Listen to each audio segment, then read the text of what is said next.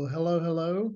Welcome to the May 18th, 2023 Southern Fried DNN. Now, it is not actually May 18. I'm recording this on May 19 because I had a serious snafu with my internet connection here in Greece. So I'm actually recording this after the fact with no live audience or participants.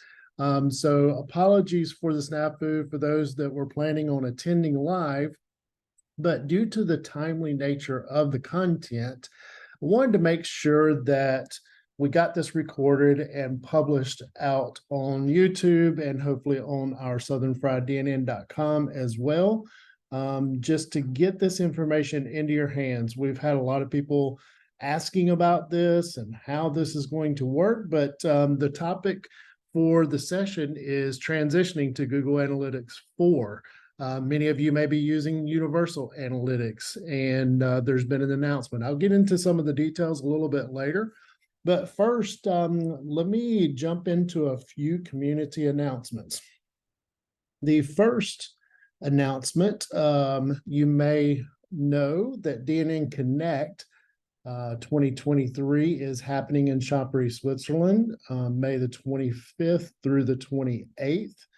I am actually in Greece now, planning to attend. I'll be going to Switzerland next week to join all of our DNN friends there in Chambéry. So really looking forward to that.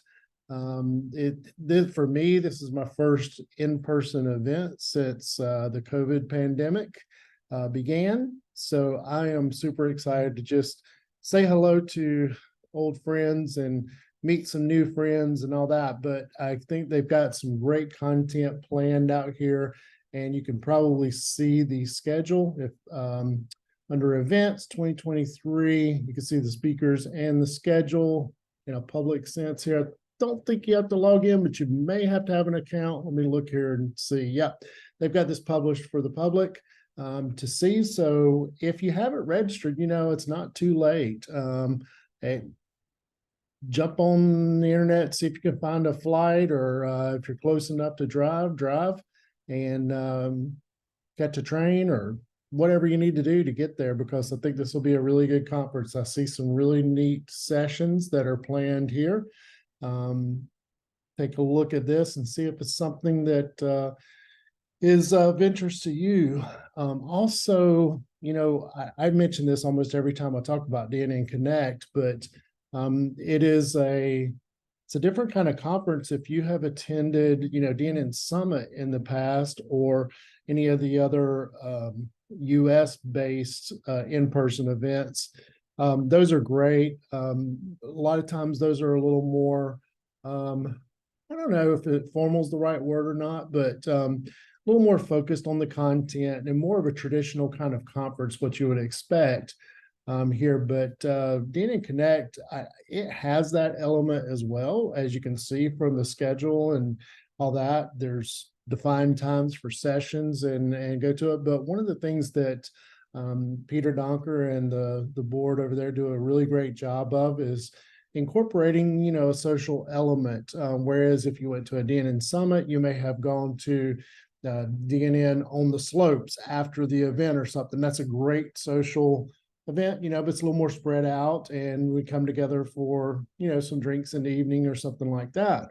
Whereas this is more, let's sit down, let's have a dinner together at DNN Connect. And the dinners are quite long, it's take your time, enjoy your food, enjoy the company, sit around, talk shop, whatever you want to talk about. I mean, it may be DNN and it may not. I'm looking at you, Dave Lee, and some of those other folks.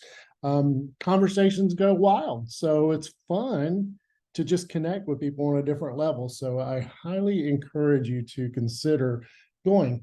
Not too late at all. So again, that is happening next week, starting on Thursday, May the 25th, and running through, I think that's Sunday, the 28th.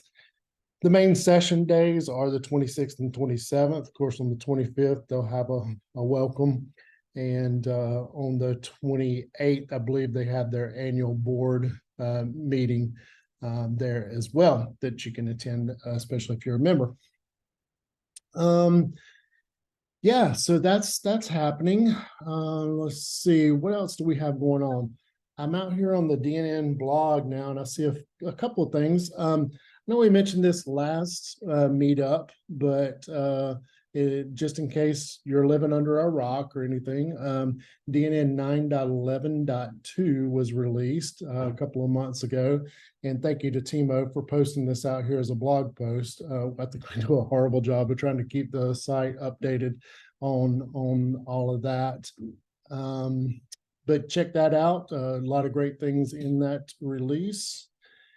Also, it looks like this is an announcement of DNN Connect, what I was just talking about. So you can check out this blog post again by Timo, who shared some details about the event there. And just yesterday, Will Stroll published a blog out here of a new release of the Appendo DNN Page Manager module. So check that one out. That is a very helpful module that I took a look at a while back and was super impressed by it. And you may find it very helpful as well to help you manage page level stuff at a little more advanced way. But there's a good article out here by it, and it is open source and on GitHub. So next, I wanted to point out, we've mentioned this probably numerous times in the last few meetups. There's been some challenges with the DNN Elements project out here, which is the collection of web components for use within DNN or outside of DNN, actually, that you could use these. The components have been in a pretty stable state for quite some time now, but we had some problems with the published storybook, which is really kind of a playground, and I'll show you that in just a minute. But oh my gosh, we have spent numerous hours trying to resolve issues that ultimately was due to some changes in the way Storybook works, as well as some of the other dependencies on that. But big shout out to Daniel Veladas, who was able to finally crack the nut and figure out how to get it working.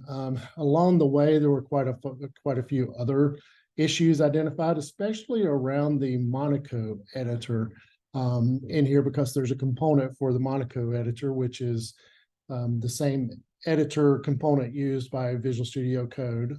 So very powerful. Many of you are familiar with it, at least at a high level in DNN. Some of the editing interfaces have Monaco editor integrated. But there was evidently some fundamental flaws in the way that was set up when we originally did it, and it didn't play nicely at all with some of the changes in the build system and so forth. And Daniel finally figured out all this. So now, if you go to the link here on the repo, you will see a fully working storybook here, including Monaco editor. So I know we showed this a long time ago when we got it initially working, but it's probably good to give a refresher real quick on this. But essentially, this is a playground. What you'll see is the way it's structured is the red icons here are the different elements for the components, so the different components that are available. And under each one, you will see a docs, and then you'll see a few green icons. These are the different stories for that same component, so different use cases for it. So this would be the primary use case, this would be secondary, and it's a color change to it, tertiary, reversed. You can see the styles changing here. A confirm dialog is configured to use that. So when you click it, the confirm will work. It's really fantastic, and you can see all the components in action and see how it is that you would like to leverage them or not, within your particular project. It could be a DNN module, it could be something else that you just want to leverage components, because there's a lot of fantastic components here. And they're not necessarily DNN specific, but they're designed to be able to be used easily within DNN. And there'll be more about that coming up on DNN 10 and some of the ways that you can use some of these. But you'll get things like, you can play around with the configuration and different control options for that particular component. When you do actions, you'll notice that there are action counts actually happening here. So you can see exactly what's going to be in the console whenever you perform that action. And it saves you a lot of work, having to put this into a real live kind of module experience to be able to just see these things and understand how a component works is a lot more laborious than just having a nice little playground here to see kind of how things work. Not only that, whenever you go to the docs of each of these, you'll be able to see the code as you configure things. So let's say you wanted this to be reversed.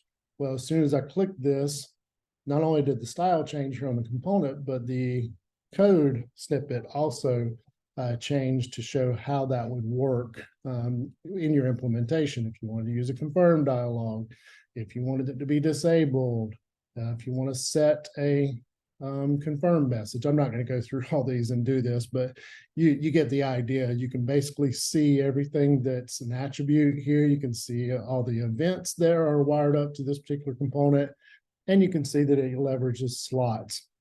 So yeah, it's fantastic. And then below that, you actually see a quick in the docs, a visual representation of the various stories that are matching over here. So you'll see the primary, secondary, tertiary. So these are pre-configured for these various use cases or stories.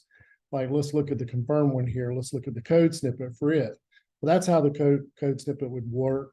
Would look leveraging this. So yeah, it's fantastic. And I mentioned Monaco editor. Daniel actually got this working inside of the storybook as well. So it's just wonderful, including ways to see what it looks like in different languages. They're used in the editor here. So yeah, it's just fantastic. So that's really good. Wanted to definitely highlight that.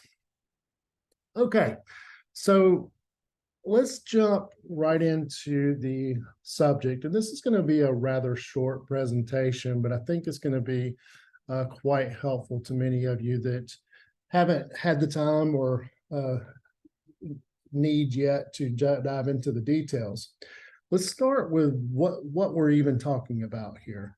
There was announcements made by Google quite a ways back, and I've got one pulled up here, and they updated this same announcement in their community support area quite a few times. The most recent update just May the 10th here, so just 9 days ago. They announced that they're going to sunset Universal Analytics. So if you have been using Google's old Universal Analytics, on July the 1st, they're going to stop reporting data to the Universal Analytics. Excuse me. So they're recommending that everybody transitions over to Google Analytics 4. And this is going to be something that's not just going to automatically work. They are doing some things to help with the transition on this, but it's just not going to, if you don't act on this prior to July the 1st, then you're no longer going to be able to get your analytics reported from your various sites that are using Universal Analytics. They'll continue to collect data for Universal Analytics all the way up to July the 1st, but after that, it's going to be shut off. Now, you will still be able to access your old analytics that were using Universal Analytics properties for at least 6 months, it looks like. But that way you have the historical data, and you can also export that those various reports that you're most interested in, so that when it does go away, you have what you need from a historical perspective. One of the things that they have done is if you have not set up a new GA4 or Google Analytics 4 property within Google Analytics, then they offer some automation that they're going to try to do that for you. And what they've done is they've tried to take, there's so many scenarios that you can use analytics for, so it's quite a complex thing. But all of the basic settings and properties and things like that, the way that you have your property configured, are going to try to be mapped over to the way that those things work in Google Analytics 4. So when you go in, whether you do it manually and set up a new property, or you just let them convert, or set up a new property on your behalf. By the way, I don't think that's a guaranteed thing. I think that's something that they are trying to do. But there are obviously some configurations that will just not map properly. So ultimately what you have to do is you have to go into Google Analytics and see if the properties that you have configured are impacted. And what you're going to see, I took a few screenshots here to help with this. Let me see if I can find them. So if you were to log into a property and see something like this, it's going to inform you of just what we were talking about, that, hey, it's going to stop processing data starting on July the 1st.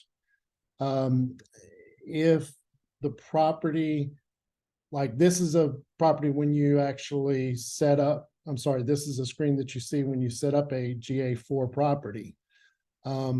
Because what they're going to want to do is, ideally, you'd want that to be linked to your UA property that you're migrating from.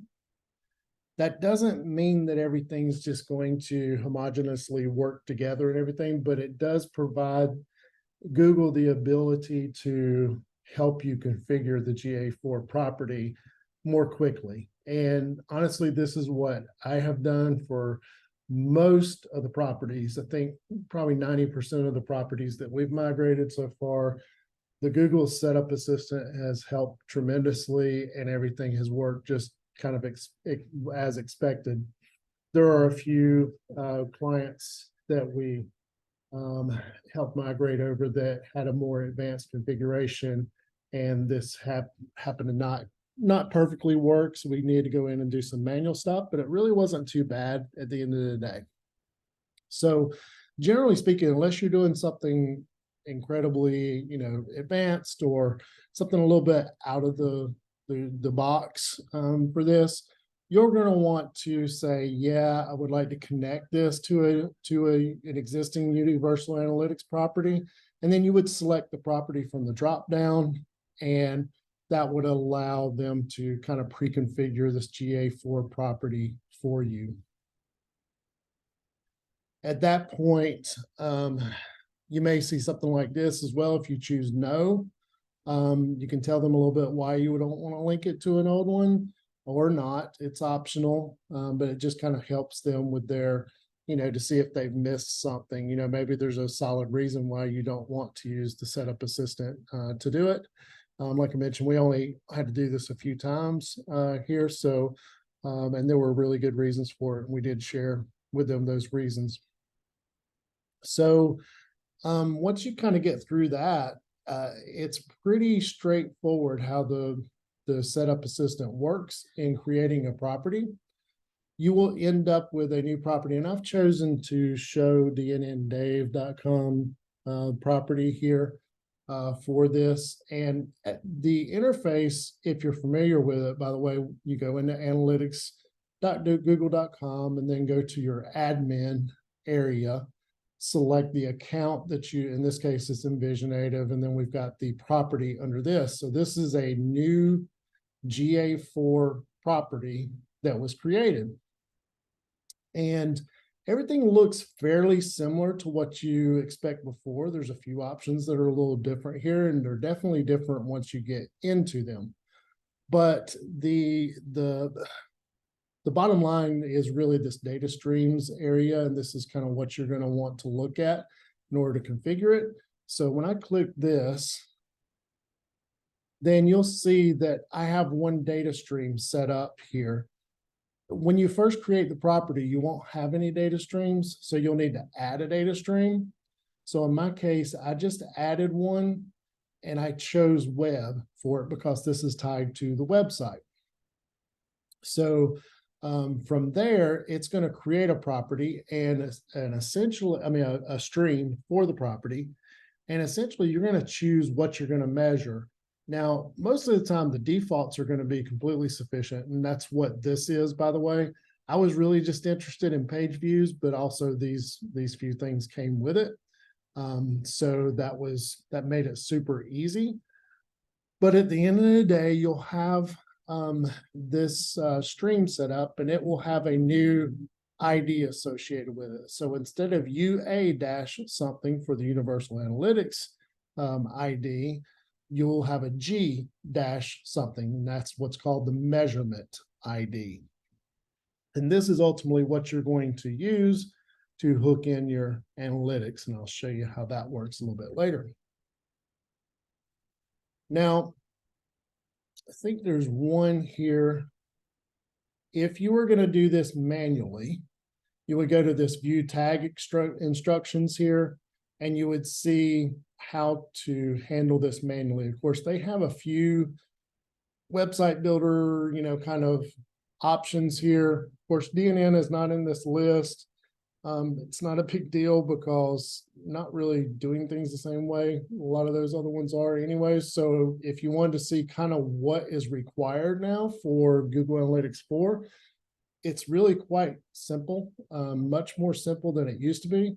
It's very similar to the old Google Tag scripts, but they've even simplified it further with this. And it's only has to be injected into one place. If you remember in the past, Google Tag Manager, if you were using that, by the way, all this kind of uses Google Tag Manager here, and we're going to get into that a little bit later because that is the preferred route when you go to connect this to your DNN instance. But anyways, on this one, Google Tag Manager used to require 2 different snippets injected in 2 different spaces within the page DOM. Right now, you only have to have it in one place, and they say to connect that immediately or place this immediately after the head element on this. So basically at the top of the body is where you're going to want, or at the end of the head.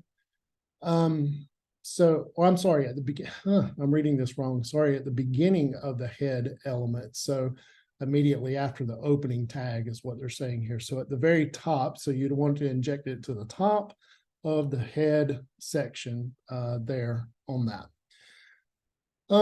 So yeah, that's kind of the manual thing. Now, the method that I'm going to show you here is not going to be, you don't even have to know this because we're going to kind of bypass all of this and use a little bit of trickery on this. Well, it's not really trickery. It's just, it's pretty normal if you've been using Google Tag Manager before, but it may be new to some of you, and this may be an aha moment for you to see kind of how this works.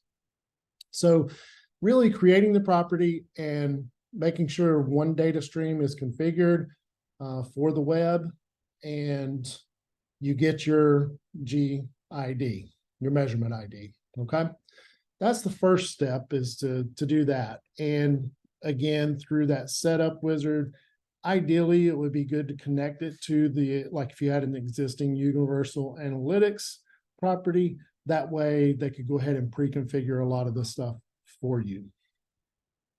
Now, we're in DNN. I'm going to pull up the DNN Dave site. I'm already logged in here. Let's make sure I'm still logged in to this. Yeah, okay, so we're good. What we're going to do here is, in the past, you may have been used to going into connectors and using Google Analytics connector to connect your Universal Analytics. Well, in this case, really a whole lot easier approach is going to be using the relatively new Google Tag Manager connector. I mean, it's been here for a while, but you may have not been using it. It looks very similar when you configure it. Notice that I have a Tag Manager ID. Now, this is not to be confused with the measurement ID that is associated with the Google Analytics 4 property. So you may be saying, well, how in the world are you tying this to Google Analytics 4 if you're not using the ID? Well, that's kind of the magic. And that's really the purpose of Google Tag Manager. Helps you manage various tags and aggregate all of that information into one container is what they call it. So I'll show you that. Also, just for the purposes of this demo, I have turned on tracking for administrators so that you see when we actually go to the source of the page while I'm logged in, you will see, oops, I clicked something there that I didn't mean to click. What did I click here? Here, I'll just refresh it. Oh, I think I clicked the line wrap thing. That's what I did. Yeah. So you'll see that it is injecting the script here for Google Tag Manager pretty close to right after the head here. So it didn't do it perfectly, but I mean, it's totally fine where it's putting it. It's just right after the metadata that DNN injects. So it kind of gets priority there. But this is perfectly fine to let it work. And there's nothing else related to that that you need to worry about. So it is being injected. So you can see that it's really working. And here is my Google Tag Manager ID, which matches, if I can get the Zoom controls out of the way. I'm on Zoom controls. Okay. So right back over to here in the connectors, it's the same ID as this. So now let's see the magic of how all this gets connected together. If I go over into my Google Tag Manager, which is at tagmanager.google.com, and I log in there, you'll see that I've got an Envisionative account, and then I've got a container set up for dnndave.com. All right, so here's where probably the most confusing part of all this is if you're not familiar with Google Tag Manager. And this is a very basic setup, by the way. So what you're going to want to do is you're going to want to add a new tag. Now, I'm not going to add a new one because I've already got the tag added. So I'm just going to go to tags and show you the one that I already have configured. But I did the same thing right here. So at overview, I clicked add new tag.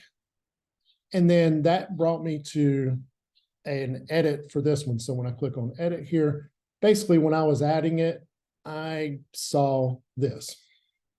So I chose this. You've got a lot of options here, but I chose the Google Analytics GA4 configuration. And that kind of has everything pre-configured to hook it into Google Analytics basic setup. And then I put in the measurement ID, which was over here on my stream. So my measurement ID here goes into the measurement ID here. And then I want to send page view event when this configuration loads. Nothing else have I configured here. I left all this stuff as default, but you could get more granular and do some interesting things in here. And then lastly, you choose kind of what it's triggering on. And in this case, it was all pages.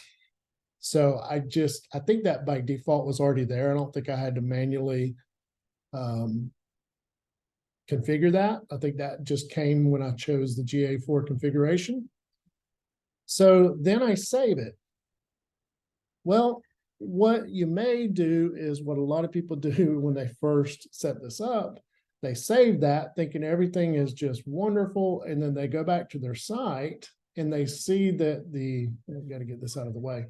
They go back to their site and they see that the script is not being injected in. So you sit there and scratch your head for a while going, well, I configured it, I added it. Why is it not showing up?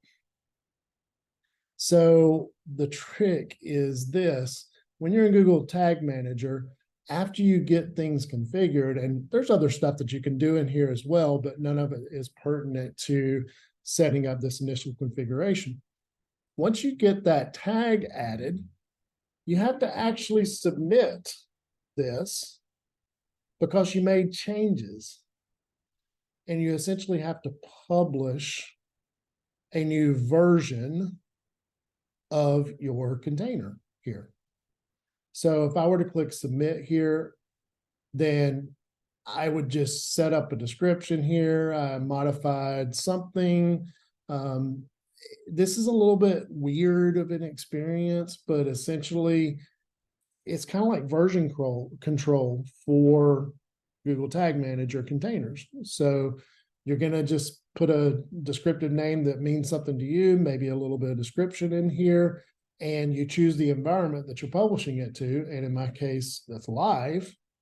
And then I publish it.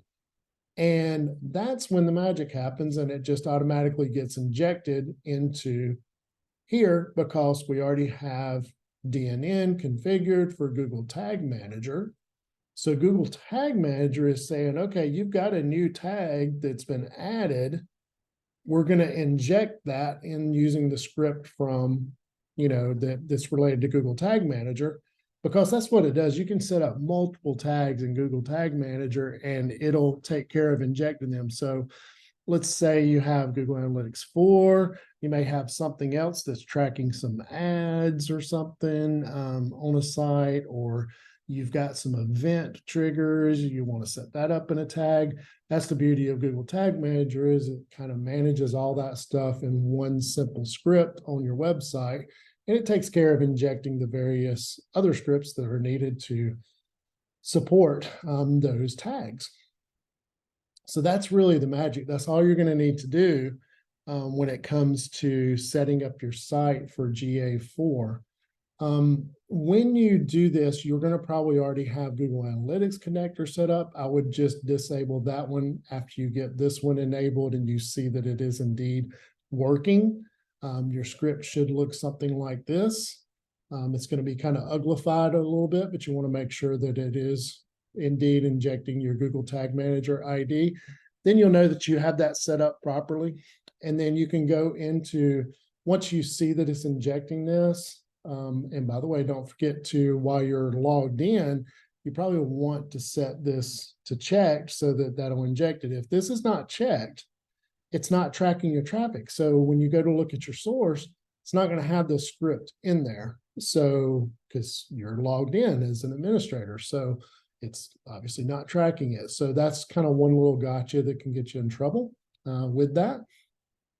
And that's all there is to it. Once you see that it's injecting the code, then you can go to your actual analytics, go to your home, and you should be able to see the reports, and you can go to, you'll see the pitiful reports here of dnndave.com if I show this, but you'll see not a whole lot of traffic is out here. But what I typically do is I would go to, let's see, reports here, and I would go to real time. And I would watch it, and you would see that it's showing one user on the site. Well, that's me. So, if you see 0 there, or you see 2, maybe you want to get somebody else to hit the site. But as soon as it starts showing some data here, and this really is pretty close to real time, and it'll automatically update here. You don't have to refresh this page. You would take a look at that and just hit the site. And here, I'll just do it again. I'll hit the site just so that we kind of see, oops.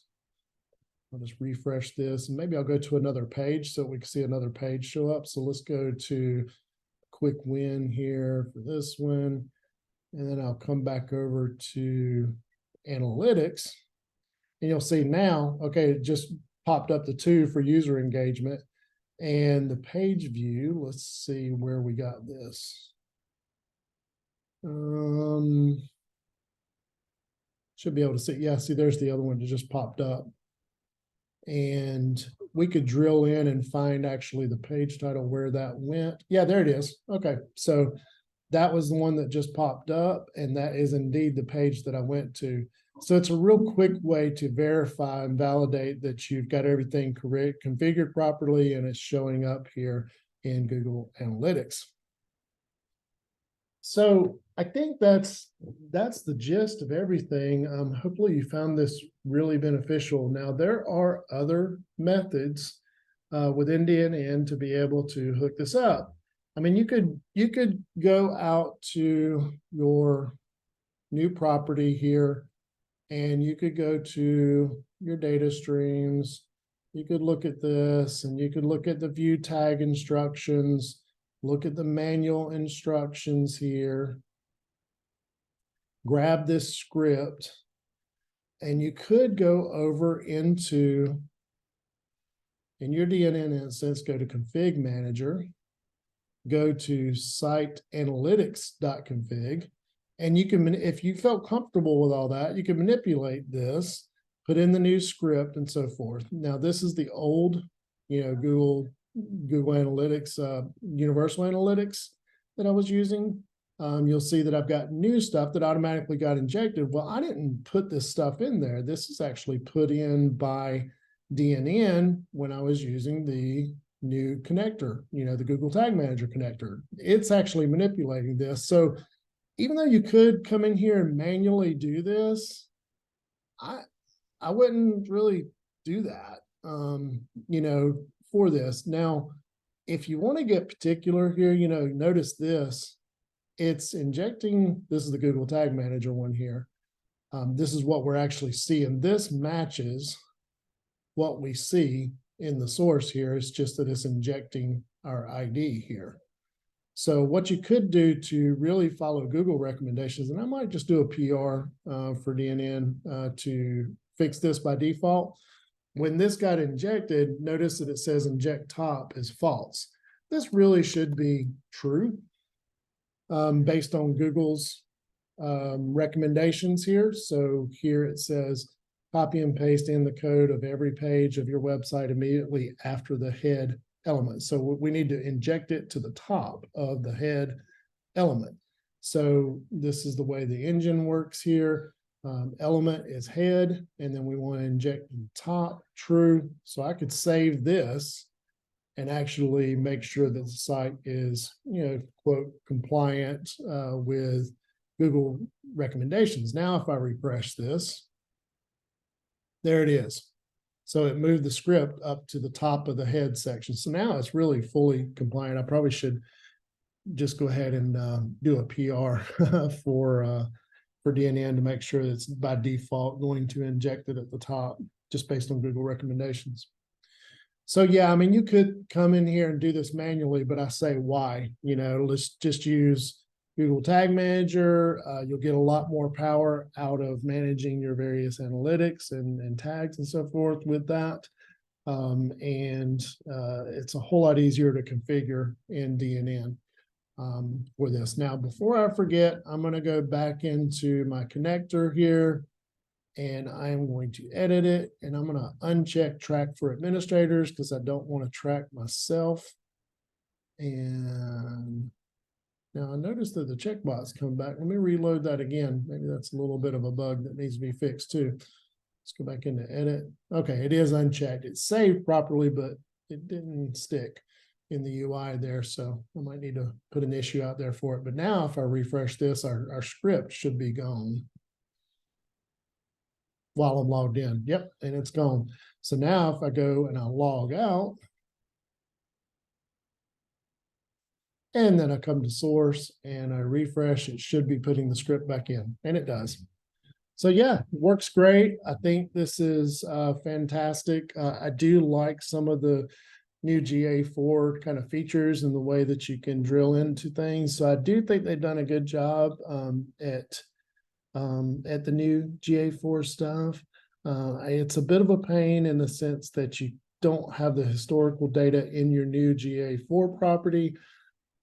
But, that's the way it goes when things need to be kind of re-architected from scratch and so forth. So I hope you found this helpful, and let me know if you have any questions on this. Since we aren't doing this live, feel free to post in the comments below, or hit me up on Slack or on Discord, or on the, just direct via email or something if you want.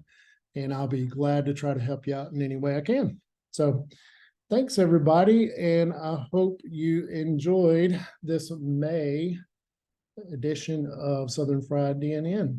Hope you have a good one, and if you're going to DNN Connect, I hope to see you there. Take care.